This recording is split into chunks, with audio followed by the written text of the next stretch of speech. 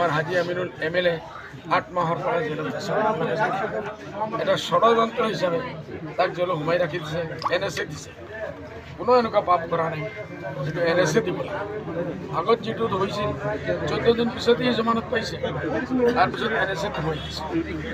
Political motivation এইটো intention আছে আমি খোলাখুলি দেখি আছোঁ পলিটিক্যালি চাৰ্জ কৰাৰ কাৰণে আমি আপোনালোকে ভয় নকৰিব আমি ইয়াৰ পৰা সুপ্ৰিম কোৰ্টলৈকে যাম আজি আহিছে দেখিছোঁ আৰু প্ৰয়োজন হ'লে আমি সুপ্ৰিম কোৰ্টলৈকে যাম তথাপিও যদি গভৰ্ণমেণ্টে নেৰে কংগ্ৰেছে বিচাৰি আছে এই মানুহজন জেলত থাকক কংগ্ৰেছী বিধায়ক যে তাত লড়িব ই ইণ্টাৰেষ্টেড শুনিছোঁ ই লাখ লাখ কোটি টকা খৰচ কৰি আছে এই মানুহ জেলত সি নাজানে যে এইবাৰ আপোনালোকে এৰ আগে হাৰিয়ানা এৰ আগে মহাৰাষ্ট্ৰ ইলেকশ্যন যিমান কেণ্ডিডেটসকলে জেলৰ পৰা থাকি যে ইলেকশ্যন লড়িছে সব জিকিছে 100%। আমাৰো আশা আছে যদিও এনেকুৱা হয় আমি যদি বাধ্য হওঁ আল্টিমেটলি আমি জেলত ৰাখি আজি MLA তাৰ চিটত লড়িব